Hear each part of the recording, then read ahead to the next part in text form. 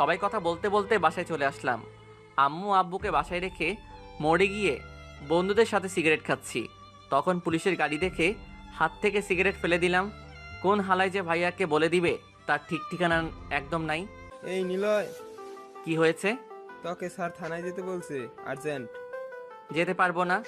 খুব দরকার নাকি? যাচ্ছি। শালার জন্য শান্তি মতো একটা সিগারেট খাইতে পারলাম না। বন্ধুদের থেকে চলে এসে থানায় গেলাম। মেজাজ পুরা গরম। ভাইয়ের রুমে গিয়ে ধপাস করে চেয়ারে বসলাম। কি বলবি বল। ওর বাসা থেকে কি বললো? ভাবির থেকে শোন। কিভাবে শুনবো? ওর তো সিম নাই। তোর ফোন দে। কেন? কল দেব। কাকে? তোর শ্বশুরকে। শালা ফোন দে। ভাইয়ার থেকে ফোন নিয়ে জান্নাতের নাম্বারে কল দিয়ে স্পিকার অন করে ভাইয়ার দিকে এগিয়ে দিলাম। শালা লুচু বদমাইশ কুত্তা, তোরে বলছি না এই নাম্বারে আর কল দিবি না। ওই সেমরি, মুই কেটা চিনস? তুই কেডা? আমি হলাম তোর আপুর সাথে যার বিয়ে ঠিক হয়েছে তার ছোট ভাই, মানে তোর বিয়াইন। তুই? হ্যাঁ, অনেক বকা দিছিস। এখন তোর বোনের কাছে ফোন দে। কেন? যা বলার আমাকে বল। ভাইয়া বলবে, শুনবি? নো থ্যাঙ্কস, দিচ্ছি, ওয়েট। কিছু সময় পরেই ওপাশ থেকে ভাবির আওয়াজ শুনতে পেলাম। হ্যাঁ বলো। এখন তোর যা ইচ্ছা জিজ্ঞেস কর। আমি বাইরে গেলাম। হুম। রুম থেকে বের হয়ে বাইরে এসে একটা চেয়ারে বসতেই একটা পুলিশ বলল, অনেকদিন পর থানায় আবার? হুম। এবার কি করেছিস? আমার মতো ছেলে কি করবে শুনি? কোথায় ঘুরতে আসছি। মজাটা ভালোই ছিল। স্যার, একটা প্রশ্ন করি? কর। কিছুদিন আগে থানায় একটা মামলা করা হয়েছিল। সে নাকি আন্ডারওয়ার্ল্ডের সাথে মিশে কাজ করে। আন্ডারডগ নাম ওর। সে নাকি অনেক পাওয়ারফুল। অনেক বেশি। তার নামে কে মামলা দায়ের করেছিল? তার কোনো খোঁজ?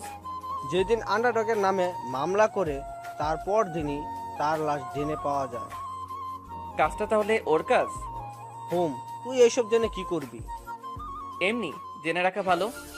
হুম। বাট বাইরে ভুলেও এই আন্ডারডগের নাম মুখে আনবি না। রাকিব ভাইয়ের সাথে কিছু সময় কথা বলার পর ভাইয়া রুম থেকে বের হয়ে আসলো। কি কথা বলছিস? এমনি টুকটাক। এখন বাসায় যা। টাকা দে গাড়ি ভাড়া। বাইক আছে, নিয়ে যা। ওকে। থানা থেকে বের হয়ে বাইক নিয়ে সোজা বাসায় আসলাম। এইভাবে অনেক কয়েকটা দিন অতিবাহিত হলো। ভাইয়ার বিয়েও ঠিক হয়ে গেছে। মাত্র কয়েকদিন পর বিয়ে। বাসায় আগে থেকেই সব সাজানো হয়েছে। পুলিশ অফিসারের বিয়ে বলে কথা। সকালে আম্মুর ডাকে ঘুম থেকে উঠে ফ্রেশ হয়ে নিলাম। আজকে পাগলা পুলিশের বিয়ে। বাসায় কম বেশি অনেক মেহমান আসছে। ভাইয়ার তেমন কোনো বন্ধু নেই। যা দু একজন আছে তারা আসছে। দুপুরবেলা সব নিয়মকানুন মেনে বিয়ের গাড়ি ছাড়লো। আমি এবং আমার হারামি বন্ধুদের জন্য বাস। যদিও এটা নিয়ে আমাদের কোনো মাথা ব্যথা নাই। বাস হোক বা মাইক্রো, বাসে বসে বসে সবাই কথা বলছি। তখনই আবরাব দাঁড়ালো। হ্যালো গাইস, তোর কি হলো? আজকের এই খুশির দিনে সবাইকে একটা সত্যি কথা বলার জন্য দাঁড় হয়েছি। কি সত্যি কথা? আবরাবের বিয়ে ঠিক হয়েছে। ও শালা, কার সাথে হলো? আরে এটা না, তাহলে কি? আমি আমেরিকায় যাচ্ছি কেন? কিছু কাজের জন্য। আসবি কবে? 2 মাস তো লাগবে। ও। তারপর সবাই কথা বলতে বলতে ভাবিদের বাসায় চলে আসলাম। বাসার ছাদে কয়েকটা বন্ধু কথা বলছি। তখন জান্নাত আসলো। জান্নাতকে এখানে দেখে রাফি, জয়, রাহুল হা করে তাকিয়ে আছে। জান্নাত, তুমি এখানে? আমার বাসা আমি থাকবো না তো কে থাকবে? তাহলে অরিতা ভাবি তোমার? হ্যাঁ, আমার আপু। কেন, সমস্যা তোদের? উফ, একদম না। সাইফ তোকে নিচে রাখছে। চল। দুজন চলে যাবে তখন বললাম, বেআইন সাহেবা কি? কেমন আছেন গো? অপরিচিত মানুষকে বলি না। তাই নাকি? হ্যাঁ তাই।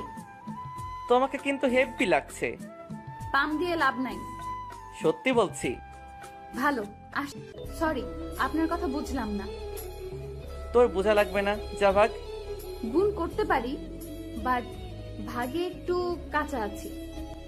বোন, তুই যা প্লিজ, না হলে তোর নাকের উপর ঘুষি মেরে নাক ফাটিয়ে দেব। সাহস কত? আর কোনো কথা না বাড়িয়ে জান্নাত নিচে চলে গেল। কিছু সময় বন্ধুরা মিলে আড্ডা দেওয়ার পর সাইফ খাওয়ার জন্য আমাদের ডেকে গেল। কারো কিছু লাগলে আমাকে বলবি। তোর খালাতো বোনকে নিয়ে আয়। কেন?